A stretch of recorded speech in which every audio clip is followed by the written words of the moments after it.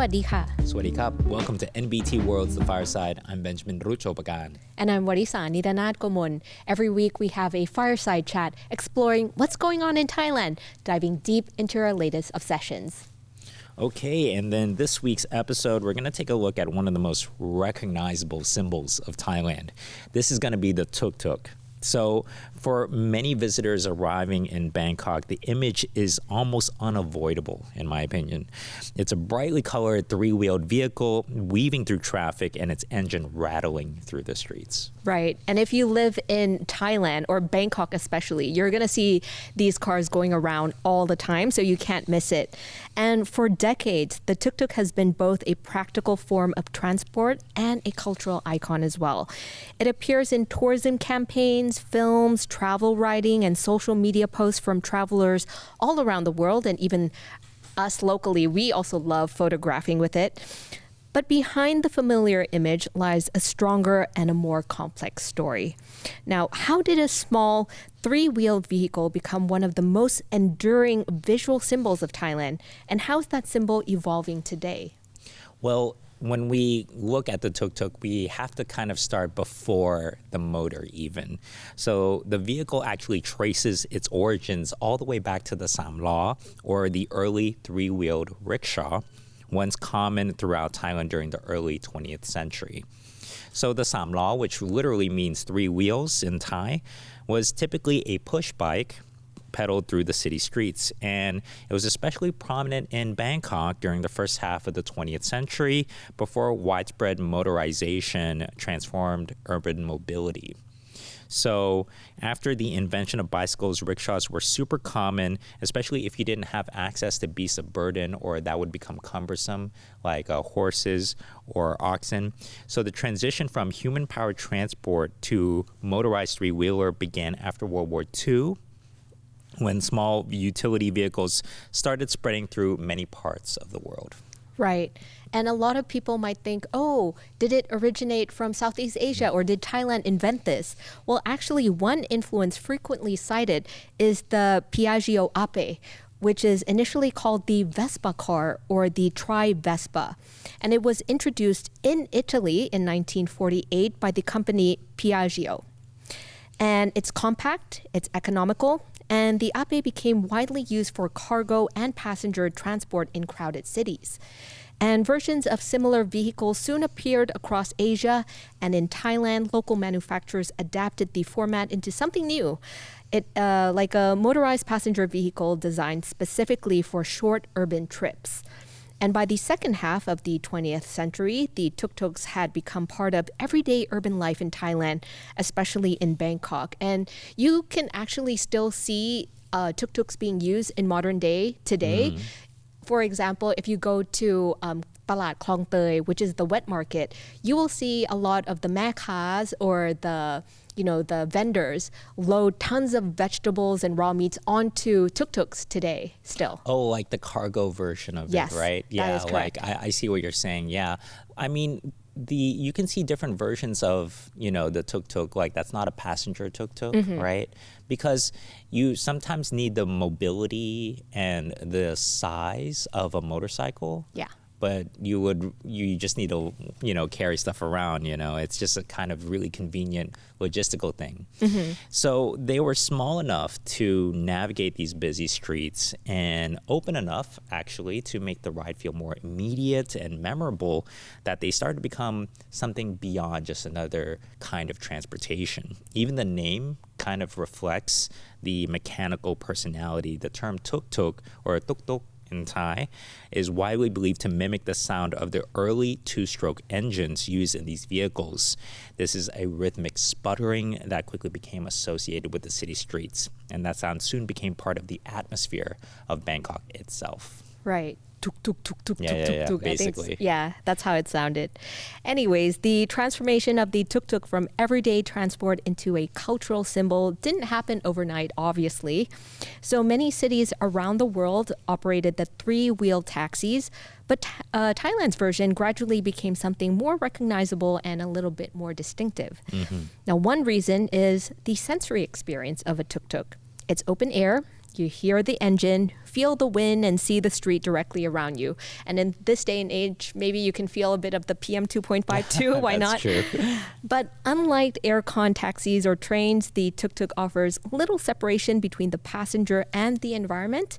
And the experience places riders directly inside the rhythms of the city. And you can hear, tourists saying all the time, like, I know tuk-tuks are a little bit, expensive, but I want to kind of try because of the experience of it.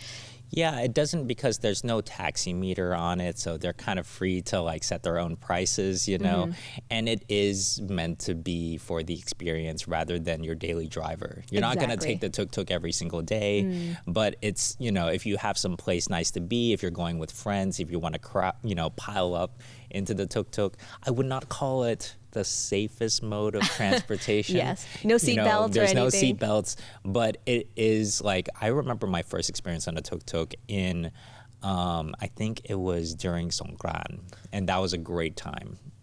Wait, how early are we? How late was that? I think it was like, 1960s or something like that. Right. But yeah, so when I had it during Songkran, obviously people are just splashing so much water, and because you're right in the action, it's a lot more fun than just, if you're in a car and you don't want anything to get wet in the car, obviously, right? Wow, so you experienced two cultural, moments together. It was both the iconic tuk-tuk and the iconic festival, Songkran. Yeah. So I think it's a big part of that being sensory. The tuk-tuk is loud, open air, like we keep saying, and really chaotic, I think. You really feel the street when you're in it, and you hear everything, you smell everything, all the amazing street food. You can smell right as you pass. So you're not sealed off from the city the way you are in a taxi or a train, which sometimes you want. Sometimes you want to be sealed, and you want to, you want to have a safe, air conditioned, filtered air and everything, and you want, you don't want to be sweating off, all your calories, for the day. But sometimes, it's just really nice, especially, I know it's a big part of the nightlife as well. Like, you hit the bar and then you might get a tuk-tuk ride home, and that just becomes the part of the adrenaline, or you get a tuk-tuk ride to the bar or something like that. Because the tuk-tuk itself is heavily decorated in some vehicles, and they're so decked out, and it looks like a disco. You're already in the disco. Yeah, and also it's like they're always playing their own music as well, and it's really like Tokyo Drift in my opinion. It has that kind of vibe to it because of all the neon lighting and all of the heavy bass and everything. So it really does feel like a whole experience. So that quality has really been repeated throughout travel writing. You're going to see the Tourism Authority of Thailand, for example, describe the tuk-tuk as Thailand's beloved vehicle. In a Facebook post, the TAT said, with its unique appearance and signature engine sound, this three-wheeled vehicle has become more than just a mode of transport. It's an experience and a culture that has long been part of Thailand. How about that? Mm-hmm. Yeah, and the vehicle's design also contributes to that identity. Tuk-tuks are often decorated with bright colors, chrome details, and even personalized interiors. And some tuk-tuks even feature elaborate lighting or sound systems reflecting the individuality of the drivers. I think just about last night, I passed by this tuk-tuk that was playing Avicii songs. So you can tell he's more international, and that was pretty cool. And he was just going solo by himself. There were no passengers. Right, he was just vibing. Yeah, he was just vibing. Or maybe that's the way he, calls his that's true. He might like customers. In Thai you would say like Liek Luka. That's exactly what I was thinking. Yeah, so that's how he grabs people's attention maybe. But to me it's really the Thai version of Tokyo Drift, because it is a real sort of aftermarket kind of culture around tuk-tuks where there's the main tuk-tuk you lease or whatever, but then there's all these aftermarket parts and additions and customizations that that have cropped up around it. So it really does feel like, it's not the most powerful engine, but, it has that culture to it. It has that sort of street car, not racing, I don't think. Hopefully they're not racing. But yeah, it has that kind of vibe to it, in my opinion. And for international visitors, these visual details often become memorable images associated with Bangkok itself. And in fact, many travelers recognize the tuk-tuk before they even recognize like famous landmarks, for example. I believe that. I think I see a lot of tuk-tuks in like icon packs. You know, whenever you need to like suggest Thailand or represent Thailand, the icon pack will include like the Thai flag, an elephant maybe, Wat Arun probably, maybe Sao Ching Cha, that would be a deep cut, you know, in Giant that swing. icon pack. But definitely there's going to be Muay Thai and tuk-tuks. Yes, correct. Right. And maybe mango sticky rice, but that's for a mango different sticky rice. episode. Yeah. And now, in the language of cultural diplomacy, this kind of recognition is often described as soft power as we know it. And it's a symbol that communicates identity and culture through familiarity rather than policy.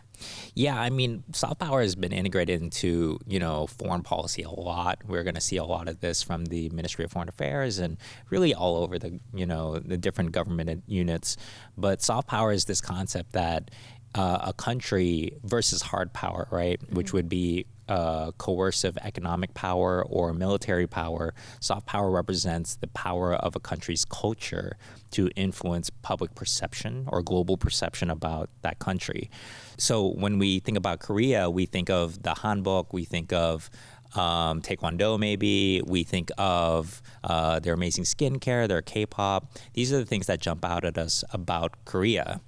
Now, and when we think about Japan, we think about maybe the Japanese kimono, sushi. Gosh, I'm really struggling. Fishing. Sure. Japanese have great sashimi, that kind of thing. So there are things that about every country where they have an immediate soft power. Manga, anime, of course. So these are things that can be identified as part of that country's soft power that influence a positive perception of that country, right? And in Thailand, of course, we have mango sticky rice, like we mentioned earlier, but the tuk-tuk is definitely an indelible part of all that. It's part of the sort of cultural canon of Thailand that you think of as soon as you think of Thailand, and especially Bangkok, I think. Although there's different kinds of tuk-tuk all over the country. There's the Songtao, which is not quite a tuk, it's like an aftermarket pickup truck, but there's different versions of the tuk-tuk that you're going to see all over the country, from the north to the south. So it's kind of interesting if you can pick up, like, you know, collect them all, sort of. Somebody should do like a passport of like different tuk-tuks that you can stamp. But yeah, so we've talked a lot about soft power, and it's definitely essential to both sort of government policy, but also it's not something you can necessarily plan for. You know, you can support what already exists, but it's not something that you can invent. It's all very organic, in my opinion. So a striking example of this symbolic power occurred during the Miss Universe 2015 competition. And in that year, Thailand was represented by Nat Anipon Chalerm Buranawong. And she was a beautiful contestant. So Thailand's national costume that year featured a dramatic design that was inspired by the tuk-tuk, and it won the award for Best National Costume. So this is where I think the tuk-tuk moved from street transport to global cultural representation, real soft power. But what did you think of the national costume? I'm not gonna lie, when I first saw the costume, I thought like, ooh, that looks a little bit awkward because there's a huge medal on her back. But now thinking about it, it was the best national costume, and tuk-tuk being such an iconic part of Thailand, why not use it? And it's a bit more innovative than just a regular dress. So I came around. I kind of like it now. What about you? I think the category sort of lent itself to being, you know, a little bit more tongue-in-cheek, I think. A little less self-serious, that's for sure. And I remember at the time, it was very controversial at the time. I mean, I think Thai people wanted to see someone very elegant and very graceful. They wanted to see Chut Thai, you know, which she did wear. But you know, at the time, they felt like the tuk-tuk cheapened the image of the country, when in fact it was one of the most iconic. It was something to embrace, you know. I mean, now that it's won Best National Costume, everyone enjoyed it. Everyone was like, oh, amazing. You know, everyone like applauded the move, right? Because we won. But it's so funny how, like, in our own country, we have a certain perception towards the tuk-tuk that is perhaps not quite as favorable as it is internationally. Sometimes these platforms kind of elevate things that we locals sometimes we forget are valuable to us. Like, for example, Muay Thai, for the longest time, it was kind of seen as like maybe it was just everywhere. It was ubiquitous in Thailand. It's like, it's just a sport until, it was on a global platform. Now everybody's like, wow. That's so true. I think that Muay Thai did not have the same sort of recognition in Thailand until it was sort of absorbed into the sort of vocabulary of fighting disciplines that are used in MMA. Yeah. So I think that as a striking sport, it's second to none, you know. And also it's very, like, the rounds are shorter and everything. So I think Muay Thai is another one of those, iconic parts of Thailand that did not necessarily always enjoy the reputation that it has right now. Right. So it's good that Tuk Tuk got represented on a global stage, and now every Thai person can feel proud about what we have. I think so too. Once a symbol enters public imagination, it often begins appearing across different forms of media. And the tuk-tuk obviously is no exception. In films and television, directors frequently use it as a cinematic shorthand. A brief shot of a tuk-tuk moving through traffic is often enough to signal that that scene took place in Bangkok. Travel shows, documentaries, and tourism advertisements regularly feature tuk-tuk rides through night markets, temples, and historic districts. That's right. And the tuk-tuk has also appeared in more contemporary sort of online culture. There's tuk-tuk radio, for example, where DJs will ride in the back of a tuk-tuk around the city playing their sets. And some really viral videos, like my personal favorite is the one by Baby J, which is an Indo-Australian DJ. That's a really good one. Another amazing one is that showcases Thai culture is our local DJ Melt Mode, who mixes traditional Thai music with house beats. And this is really, I think, a perfect example of how vehicles keep getting remixed into new cultural forms, this one in particular. And of course, there's a handful of different music videos that feature the tuk-tuk, like Groove Jet, If This Ain't Love by Spiller, featuring Sophie Ellis-Bextor. And this one, like, I didn't realize, because, like, I knew the song before I knew that there was a music video with a tuk-tuk attached to it, So this one, I was really surprised to have a tuk-tuk. And then another one is Hertz by Tahiti 80. This one is a bit more under the radar, in my opinion. I didn't actually know this one had a tuk-tuk in it, but I was so surprised to see it. And then obviously the eponymous Tuk Tuk by Dinny Skib and Makam Bomb. And this is a real, this one kind of leans into the hip-hop culture of it. I think this one is really close to the actual sort of identity of a tuk-tuk, especially in sort of popular culture and the imagination and what we think of the tuk-tuk. And then there's Girls Like Me by For Eve, which was done in partnership with 88 Rising. So have you listened to any of these? Is there one that you liked? This is going to give away my age, but If This Ain't Love, similar to you, I had no idea that was shot in Bangkok or whatever. And when I looked at the music video, I was like, oh, how interesting. Yeah. I feel like it's a super nostalgic song. So I was really surprised to find that, something that's part of my childhood was so close to me. Yes. Now, even international sports events have incorporated the tuk-tuk into promotional activities. So a good example of this, and it's very recent, by the way, is the MotoGP's Tuk Tuk Challenge in Buriram.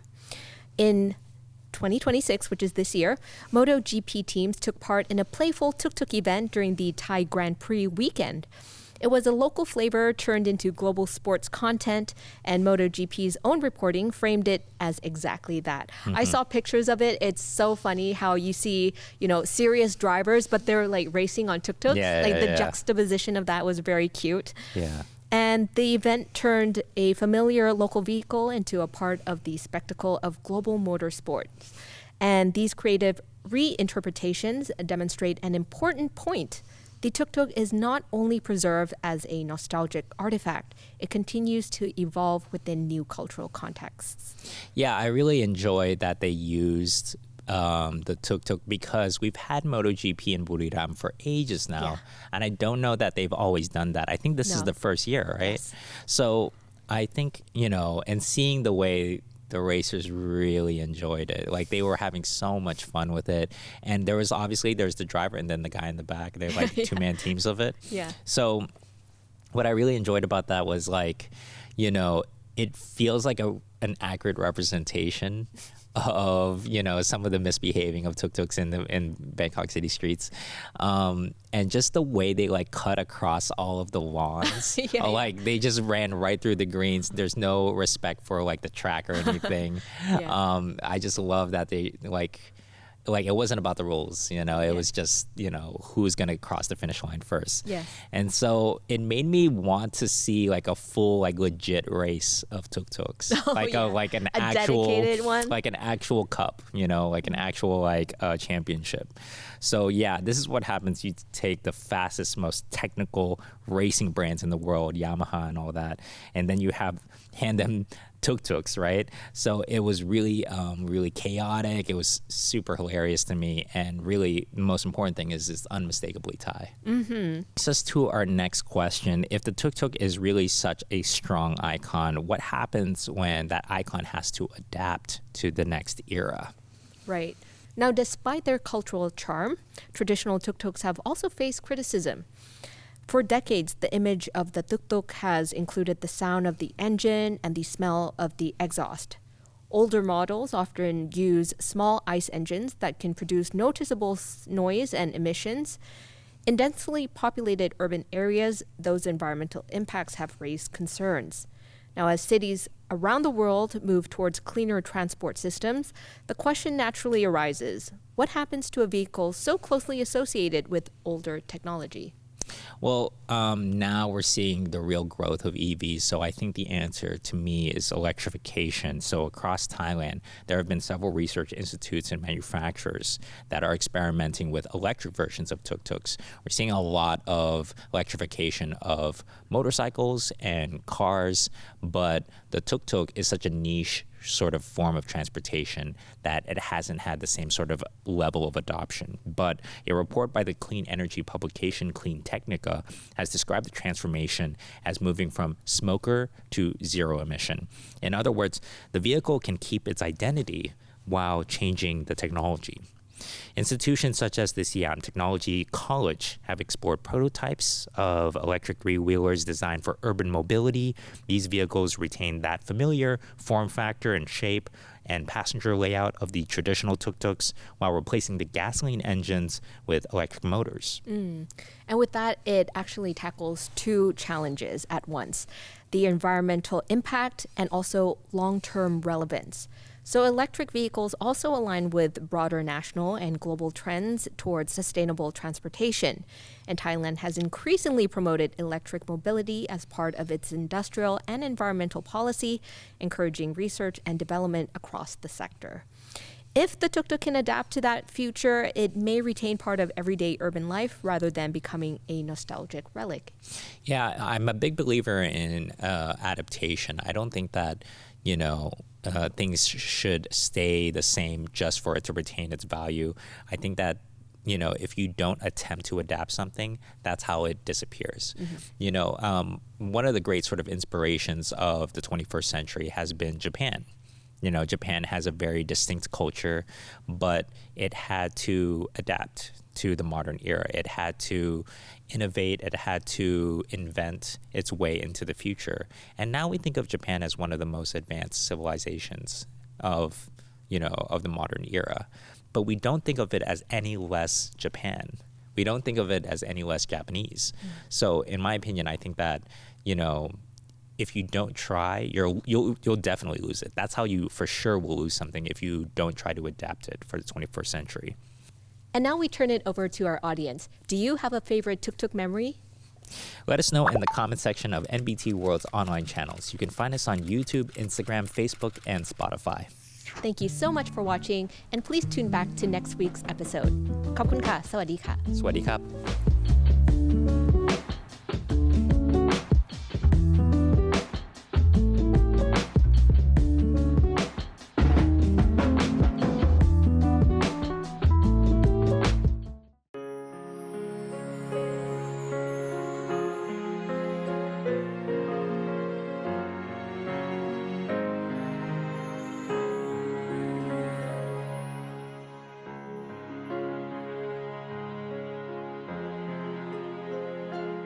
During Her Majesty Queen Sirikit the Queen Mother's royal visit to the northern provinces of Thailand, Her Majesty graciously learned of the many hardships faced by local villagers, particularly their lack of occupational knowledge and access to adequate food sources for daily living. Deeply concerned for their well-being, Her Majesty expressed her royal wish to improve the quality of life of the people. Guided by this vision, Her Majesty graciously initiated the establishment of a model farm, a center for agricultural training. The first of these farms was established in 1997 at Ban Khun Tat, Jom Thong District, Chiang Mai Province. The model farm project under the Royal Initiative was created to provide employment and improve living standards for rural communities. The project encourages villagers to pursue stable occupations and earn reliable incomes to support their families. It also promotes raising native livestock and sustainable food sources and emphasizes the conservation of natural resources to preserve ecological richness for future generations. Furthermore, the project serves as a center for agricultural education, research, and technology transfer. In addition, Her Majesty Queen Sirikit the Queen Mother sought to extend assistance to those affected by the 1997 economic crisis, particularly individuals who had lost their employment. To provide them with sustainable opportunities, Her Majesty graciously commanded the expansion of the model farm project to other provinces across all regions of Thailand, now covering more than 17 locations nationwide. On the auspicious occasion of Her Majesty's birthday anniversary on August 12, 2002, Her Majesty delivered a royal address to well-wishers who came to offer their birthday facilitations at Dusit Dalai Hall, Jitlada Villa, Dusit Palace. In part, Her Majesty stated, quote, "I once thought that if each country could increase its food production, it would greatly help prevent famine in the future. That is why I initiated the Model Farm project. Moreover, when villagers came to me and said they had no work, and even after finishing their studies, they could not find employment, I allowed them to work at the model farms. At the same time, they learned the correct methods of raising livestock. And when they left, they could use that knowledge to raise their animals properly and sustainably." End quote. The model farm project under the Royal Initiative at Ban Khun Tat, Jom Thong District, Chiang Mai Province, has successfully created livelihoods and sustainable food sources for its residents in Doi Gao sub-district, as well as for residents of nearby communities. The project has also revitalized the local ecosystem through reforestation with native rattan species, the construction of mixed and semi-permanent check dams, and watershed rehabilitation efforts. These initiatives have restored the moisture balance of the surrounding forests and created sustainable water sources for household consumption and agriculture. Today, more than 800 households benefit from these resources, living in harmony with nature and in accordance with Her Majesty's enduring vision of self-reliance and well-being.